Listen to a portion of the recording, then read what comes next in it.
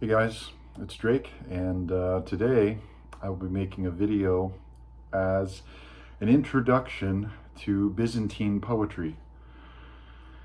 So, I guess a bit of a background of why I have been interested in this lately.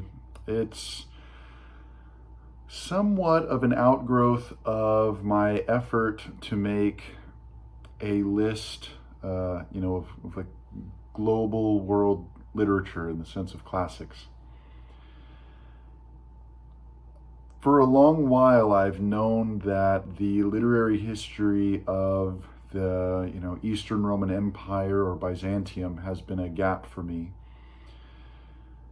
But it is pretty difficult to find materials on the history, the literary history of that entire span. It's almost 1,000-year span. It's relatively easy to find historians that have been translated. Penguin Classics has some good volumes. Michael Sellos, Anna Komnena, Procopius, and maybe one or two others that are relatively easy to get a hold of as far as histories go. And I've known about those for a while, especially Procopius and Michael Sellos and Anna Komnena. But beyond that, it gets exceptionally more difficult to really just find out what's available and then to get a hold of it. Now, one series that has made it significantly easier to read and just learn about the literary history of Byzantium is the Dumbarton Oaks classical library that covers just medieval literature in general. Latin, Greek, Anglo-Saxon, Spanish. I think those are the majority, if not all of them, as far as the medieval library goes. And I've had a handful of those works for a while, but I haven't prioritized any Byzantine Greek from the series until now. So that's kind of a bit of a background of like why or how I got interested in filling in that gap.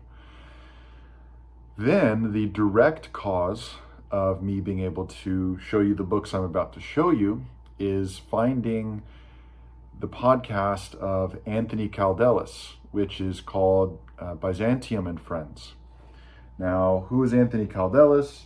If you're not familiar with him, he is one of the leading Byzantine scholars on earth. Just truly, he might even be the most impressive currently going.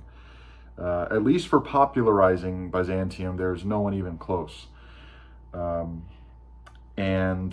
just have a book here to emphasize that. He just recently put out an Oxford University Press, New Roman Empire, A History of Byzantium, of the entire span.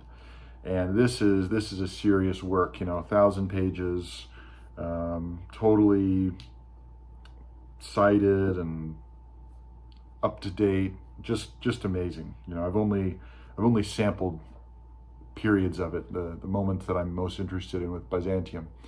Its bibliography is just unbelievably good.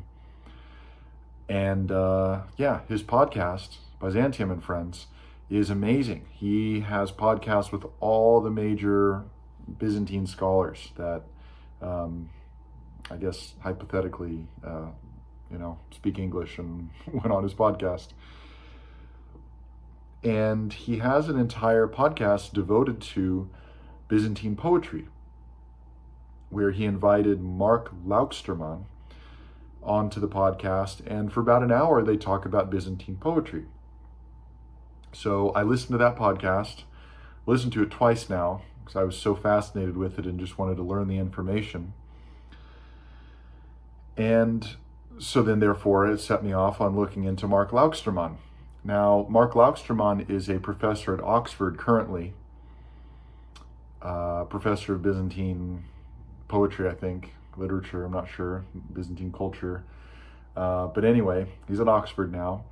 And in 2003, he put out this book, Byzantine Poetry from Pisides to Geometries. Very reflective here. But this book was published by the Austrian Academy of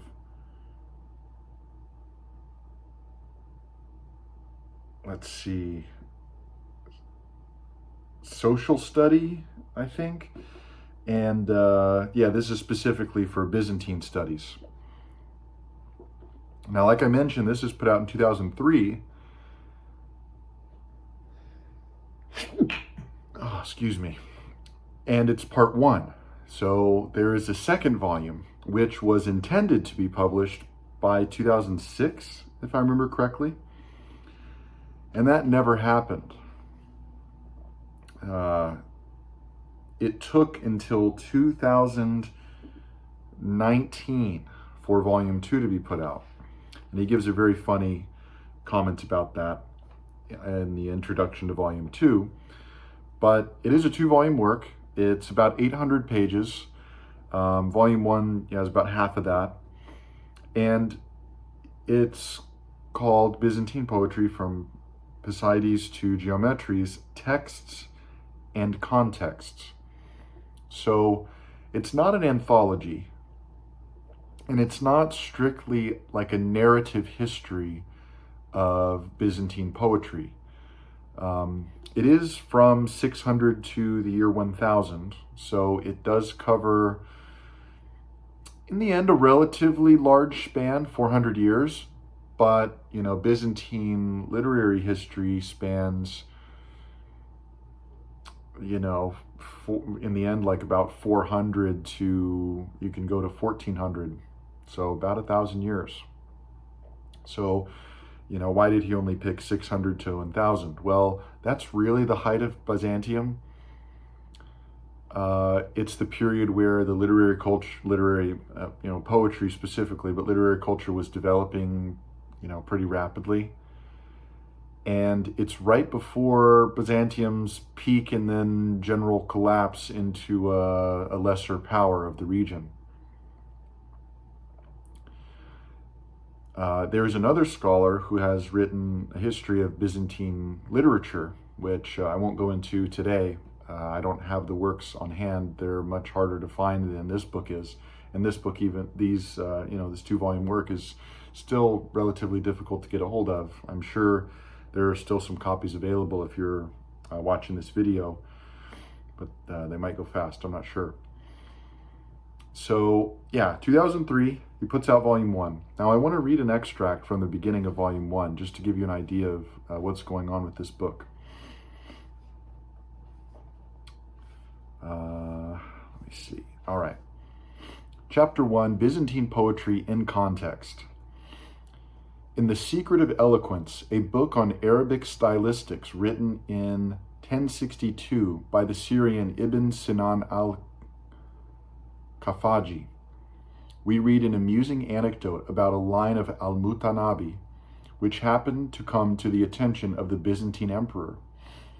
It is related that a certain Byzantine king, I believe it was Nikephoros, asked about the poetry of Al-Mutanabi. They recited to him the line, "It was as if the white and ruddy camels were resting on my eyelids. When they stirred, my tears streamed forth."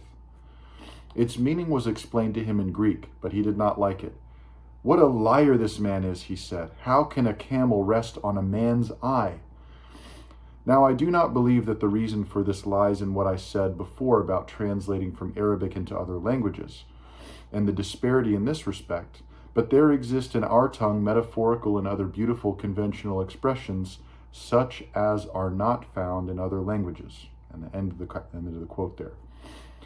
The beautiful line of Al-Mutanabi that baffled the emperor may seem absurd even to modern readers who have little or no acquaintance with the literary conventions of medieval Arabic poetry.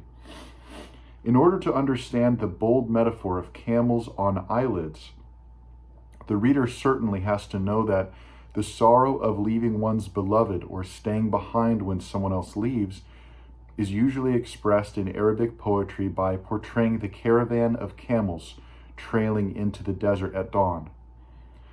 The reader furthermore has to know that the verb sala, used in Al-Mutanabi's line for the streaming eyes, is also often used to denote camels moving in single file. Thus, there is a connection between weeping eyes and departing camels, which accounts for the striking metaphor used by the great Al-Mutanabi. Without this crucial information, however, the line is almost incomprehensible, which is why Nikephoros Phokas, if he is indeed the ignoramus who listened to the recital of Al-Mutanabi's poetry, reacted as he did. As he was obviously not familiar with the conventions of Arabic poetry, the image of white and ruddy camels resting on one's eyelids seemed absolutely grotesque. And then Mark Lauksterman goes on to explain that, the literary history of Byzantine literature is, at a ripe moment where, it's possible to start developing a really clear literary history. And I think that's a beautiful way to start this literary history, because it opens up the fact that, Byzantium is a totally underappreciated area of poetry. Really, it should be as appreciated as, Old French or, I don't know, some in the end relatively arcane area of poetry. And for some fluke of culture, it happens to be more appreciated. But it also shows that Byzantine poetry was not its own, sealed off tradition. It is in the tradition of the Islamic Golden Age, for example, which Al-Mutanabi fits squarely into. And this is the edition that I have by A.J. Arbery, Cambridge University Press. And then, just very briefly touching on Volume 2, was put out in 2019, and Mark Lauksterman gives a brief explanation of it. This book was supposed to have come out in 2006. It is now 2019. What happened? Life intervened, as it does. It had other plans for me, or to put it in the words of that great poet, John Maropos, and he gives the original Greek, and the translation reads, "So injurious is levity of mind, that it makes one believe that one is in control of oneself and may arrange one's life as seems fit. No illusions there." And he does mention that in the meantime, in the 20 years that intervene, many more works of Byzantine literature have come out, so he was able to add some more to it. But the second part covers, obviously, like some text and context that he wasn't able to cover in the very first one. And one fascinating area, well, two fascinating areas of Byzantine poetry that especially caught my eye are poems about love, which Mark Lauksterman says love did not fare very well in Byzantine society. And then also satires and invectives. Now, I have a soft spot for satire and invective. And so there's a whole section on that, which is, just fascinating. So anyway, if you're interested in Byzantine poetry, these two books are a must. Two works of the same, 2 volumes of the same work, I should say. And then also, if you want to add on the peak of this period, Mark Lauksterman specifically chooses 600 to 1000 to end just before a peak of Byzantine culture, literary culture. And that peak can be found in the poems of Christopher of Mytilene, I guess is how you'd say it, and John Maropos. I'm still getting down my pronunciation, so if you're familiar, feel free to correct me. And these two authors, Christopher of Mytilene and John Maropos, they are the peak of 11th century Constantinople at the height of its splendor and elegance, as it says on the front passage here. So I'm just going to read a couple of their poems and I will end the video there. All right. So Christopher of Mytilene writes a poem on the inequality of life. And this is on page 23. As always, this is bilingual and it has the Byzantine Greek. Are these things just, my Creator, Word of God, that though all men are from a single clay and the same dust, sharing all a single nature, they somehow get unequal livelihoods? Yes, yes, all things lack all stability. But how do they change and when? So what if you command life to revolve and spin in circles of Bacchic disarray? Among 1,000 rich men, myriads even, just one unfortunate joins the lowly, while of all the countless wretched poor, just 3 prosper and join a higher rank. O Word, I melt with zeal for what is just, and therefore, Master, I cry these words out to you. Be patient and bear with me, as is your way, and listen now to these grumblings of mine. Perhaps you made one man with your own hands, while some other creator made another. Or what should I say? Aren't all men your handiwork? Yet some not only have their every need sumptuously met, but more than this, they revel in the excesses of life, while others struggle for scraps of broken bread, or, to put it better, for crumbs off the table. How is it, just one, that such things are just? How long will you preserve creation for us?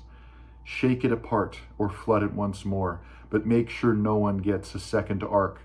Do not let some new Noah come again. Let everyone vanish without a trace.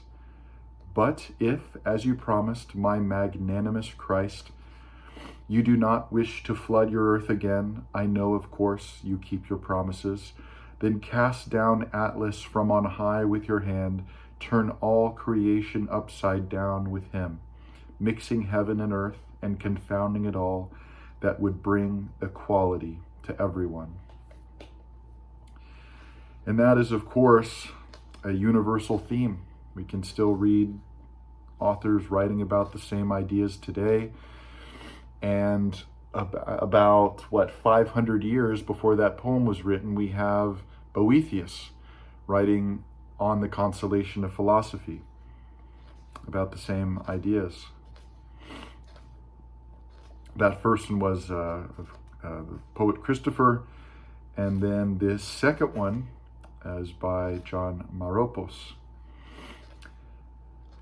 One of the genres of poetry that is very well represented in Byzantine literature is elegiac poetry, written on the death of major figures, funeral poems. And so I am going to read you one. Let's see.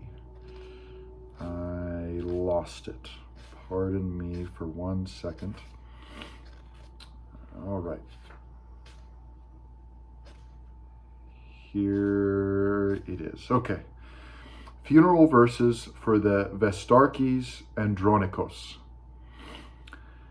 This is the man so great in this life yesterday, shining in wealth, words, glory, and laws, a jewel for the world in the midst of the city, emitting from earth a light that matched the sun. Andronikos, alas, how shall I speak and address him? For whom no one could find any fitting title, but now he lies down and has reached the end of this life, of this fleeting life, but also of envy. And this image is only an image of what has departed, preserving the appearance of his beautiful body. More verses for the same man. If the wise die too, what good is learning? If a downfall so sudden bears away even rulers, why should we yearn for glory? What sweetness is in wealth, what pleasure in power, if all things can die by the blow of a single illness? One man took the prize in all these blessings, but one could expect it, before one could expect it or grasp entirely what had happened, Andronikos was suddenly dead, covered by a small stone. Alas, wretched city, you are doomed. This splendid mind, this well of ideas, this statue of learning, this pinnacle of laws, the glory of the state and of the rulers, such a great man is now snatched from his life. What joy has he left us now that he has gone? What other benefit? Sun, cloud yourself, since you will never again see such a man. So we see there's a mixture of praise poetry and the elegiac tone of a funeral verse. And so if you're interested in Byzantine poetry, this is also a must read. All right, well, that is my introduction to Byzantine poetry. Inevitably, I'll make another video down the line, but this is mainly just reference to important materials that I would strongly recommend looking into if you are also, like me, interested in Byzantine poetry. And, very fittingly, memento mori, death is a gang boss.